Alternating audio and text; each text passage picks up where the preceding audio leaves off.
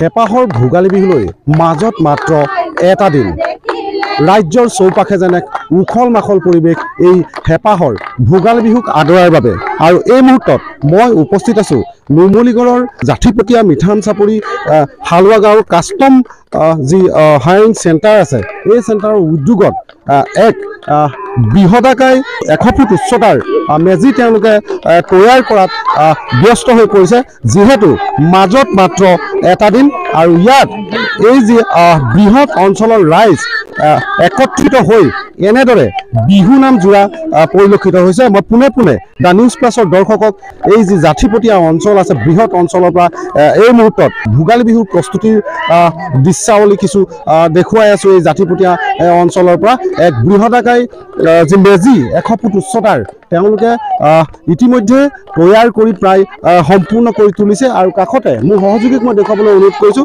কাষতে এক বৃহদাকায় ভেলাঘৰো তেওঁলোকে প্ৰস্তুত কৰি ইতিমধ্যে উলিয়াইছে যিহেতু হেপাহৰ ভোগালী বিহুলৈ মাজত মাত্ৰ এটা দিন। মই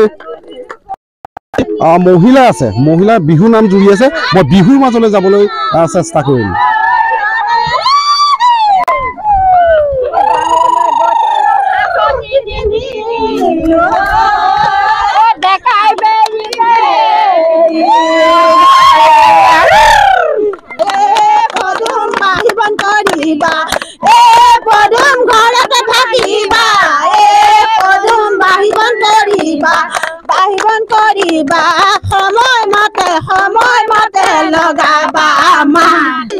এয়াই হৈছে বৰ অসমৰ যি অসমীয়াৰ যি প্ৰাণৰ যি ভোগালী বিহুক আদৰাৰ বাবে পূৰ্ণ প্ৰস্তুতি তেওঁলোকে চলাই থকা পৰিলক্ষিত হৈছে আৰু মই এগৰাকী মহিলাৰ কাষলৈ যাবলৈ চেষ্টা কৰিম তেওঁলোকৰ পৰা কিছু কথা মনৰ কথা জানিবলৈ চেষ্টা কৰিম।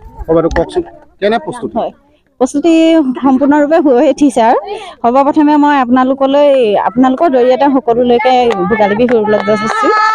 আমাৰ ইয়াত কাষ্টম হায়াৰিং চেণ্টাৰ অনগৰ মিঠান চাপৰি জাঠিপতীয়া সদৌ জাতি বৰ্ণ নিৰ্বিশেষে সকলো গোৰ্খা সম্প্ৰদায় আদিবাসী সম্প্ৰদায় হিন্দু মুছলিম আদি কৰি সকলোৱে মিলি আমি 100 ফুট বৰ্গৰ এয়া দেখিছে আপোনালোকে লগতে হেৰাই যাব ধৰা এয়া ভেলাঘৰ সম্পূৰ্ণৰূপে কৰিছোঁ। লগতে আমি মহিলাসকলৰ পিঠা পনা যা যোগাৰ কৰি এইদৰে ফূৰ্তি কৰিছোঁ। আমি মেজিৰ ওচৰত আকল ঘৰ সম্পূৰ্ণৰূপে উঠিছে তথাপিতো আমি কাইলৈ আমি সম্পূৰ্ণৰূপে সকলো মহিলা লগ লাগি একেঘৰতে একত্ৰিত হৈ আমি তিল পিঠা লাড়ু তিলৰ লাড়ু নাৰিকলৰ লাড়ু এনেকৈ কৰি পেলাই আমি বনাম বুলি ভাবিছোঁ। সকলোৱে যা যোগাৰ সম্পূৰ্ণৰূপে কৰিছোঁ আৰু হয় ধন্যবাদ। মই আন এগৰাকী উদ্যোক্তা আছে উদ্যোক্তাৰ কাষলৈ যাবলৈ চেষ্টা কৰিম তেখেতৰ পৰাও এই যি বৃহদাকায় মেজি এই মেজিৰ সম্পৰ্কত জানিবলৈ চেষ্টা কৰিম। হয় আমি জাঠিপতীয়া মিঠান চাপৰি হালুৱা গাঁও কাষ্টম হায়াৰিং চেণ্টাৰৰ অধীনত আমি জাঠিপতীয়া কাষ্টম হায়াৰিং চেণ্টাৰৰ প্ৰাংগণত আমি জাতি বৰ্ণ নিৰ্বিশেষে ইয়াতে গোৰ্খা আছে গোৰ্খালী আছে অসমীয়া আছে নেপালী আপোনাৰ আদিবাসী আছে সকলোখিনি আমি মিলি আমাৰ জাতীয় কৃষ্টিটোৰ ৰক্ষাৰ্থে আমি সকলো ৰাইজে মিলি আমি ভোগালী উৎসৱটো পালন কৰিছোঁ আৰু আমি এইবাৰ প্ৰথম আৰু 100 ফুট ওখ আমি এটা মেজি বনাবলৈ চিন্তা কৰিছোঁ। গতিকে তাৰে আপোনালোকে দেখিছে কাৰ্য চলি আছে আৰু কাইলৈ মানৰ ভিতৰত আমি গোটেইখিনি কাম সম্পূৰ্ণ কৰিম বুলি ভাবিছোঁ।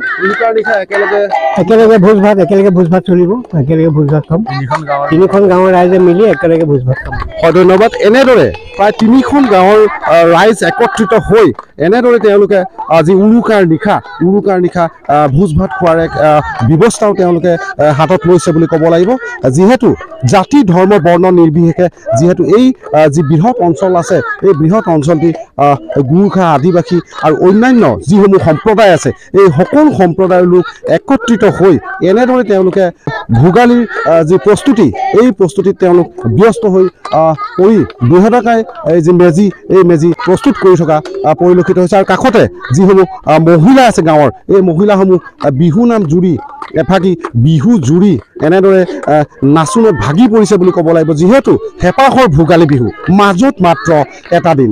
মই সামগ্ৰিক পৰিৱেশটো মোৰ সহযোগীক দেখুৱাবলৈ অনুৰোধ কৰিছোঁ।